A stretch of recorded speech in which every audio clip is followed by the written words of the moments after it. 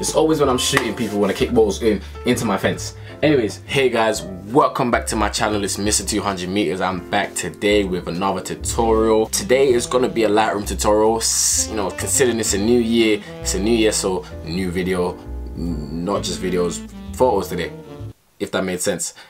Yeah, today we're gonna do a tutorial on Lightroom, and I just want to share with you 3 things that you need to be doing when editing with Lightroom. Today's tutorial is kind of a very dramatic edit, and I want to share with you the 3 things that are essential for me, what I use when adjusting my photos before applying my third and final thing, which I will get into. Okay, sweet. Number 1, I adjust with my tone curve before adjusting with my highlights, exposures, and contrast and blacks. The reason for this is because in certain photos, adjusting with your tone curve allows you to push a little bit more out of your dials when you run out of space. For example, if I want to, let's say, get more highlights in here, but I've run out of space to do these highlights, if I reset that and actually do the highlights on my tone curve, as you can see here, as I adjust these dials, it adjusts the highlights on the photo likewise, or I can actually create a point on there.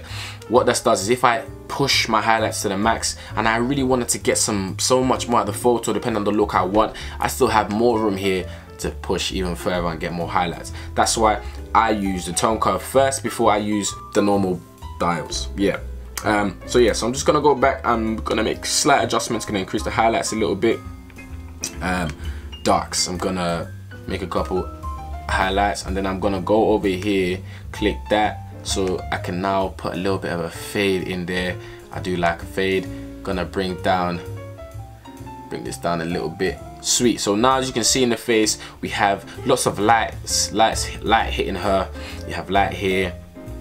Now that's my first tip done. My second thing that you need to do, so a lot of people go over to the HSL, which is the hue, saturation, luminance, where you can individually adjust said color in the photo, whether it be the saturation of the skin or any colors that associate with that given part. So as you can see here, before I get into show you how to speed up this workflow, as you can see here, you can see that there's some pinks, there's some greens, there's some yellows on the skin. Maybe I want to turn down the saturation. I'm gonna find myself going over to the red, then I'm going over to maybe the greens, then I'm playing around with a lot of things to turn down my skin.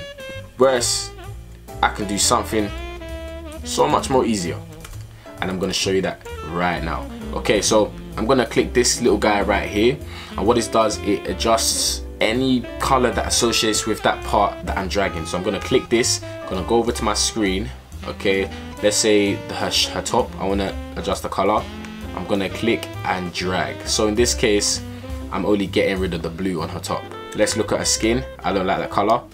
I wanna take it down. As you can see, the 2 dials going down. This is decreasing the saturation. Both dials at the same time saves me having to figure out which color is adjusting her face. So those are the 2 colors that will be on her face and on her skin. As you can see in the picture as well, you can also see the background being adjusted. There's other ways around that, but I just want to share with you the simple things today. Okay, so I want to take down saturation of her skin, so it's doing these 2 dials at the same time. So that's the second thing that was important, and I feel like you guys need to really do. It's going to save you a bucket load of time when editing, especially when you have mass editing pictures to do. I think it's so important. Okay, now the third thing, presets. Presets are a really important thing. Presets are things that you can add to your photo to give your photo a desired look. For example, I'm scrolling down on my left side of my screen. I'm gonna give this a Kodak Max 800. This kind of fits the picture style, gives it a sort of, it's got a slight grain to it, it's got a slight gritty feel, and her pose and what I feel when I'm connected to this picture, I'm liking this. I'm really liking this. You have lots of presets you can download.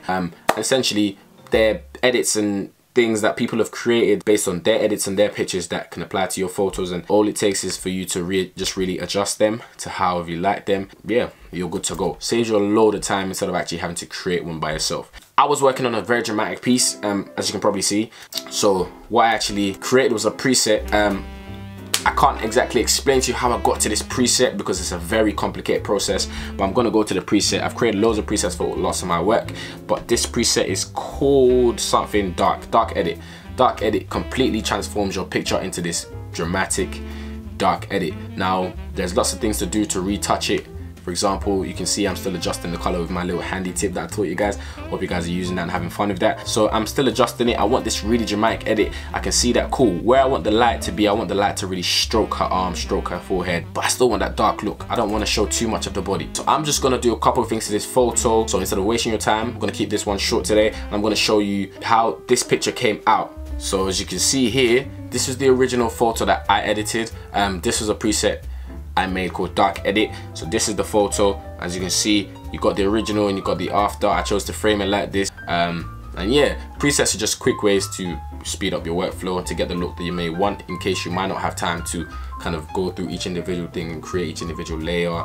It can really speed up your process. So yes, to sum up 3 things today, you've got your use of your tone curve, which is really important, helps you get more out of your photo, as well as give you a bit more room in case you have an overexposed or an underexposed photo that you need to save. It allows you to do more. Honestly, the second point to round this video up is you have your little dials beside your hue and saturation and luminance curves. You want to use those. Then if you want to adjust the single colors, do so, but it does speed up the process. And I'm sure if you're an industrial photographer or an amateur photographer, you want to really push yourself and take lots of photos so you can learn. So editing is another way to also learn. So you want to learn how to edit these photos, and you want to always speed up your time, because time is a cost that we all don't have. A cost that we all... Who cares? The third one, presets. If you guys want me to release this preset, I'm gonna do a video where I show a little bit more presets. But if you guys want this preset, do let me know and I'll probably send you a link or put it in the comments or whatever. But yes, this was a quick tutorial, quick 5-minute tutorial. Hope you guys enjoyed the video. I'm gonna do things a bit more in depth, but I need to know that you guys want to watch that. So do let me know. Please like, comment, subscribe. Hope I could help any amateur photographers that I just want to go into editing. If you don't use Lightroom, consider using Lightroom. So important, so useful. Speeds up your time process and allows you to do a lot more at your pictures than you realize. Photographers, use Lightroom. Hope I could help you guys today. Yeah, happy new year, God bless. Yeah, this has been 5 Minute Friday.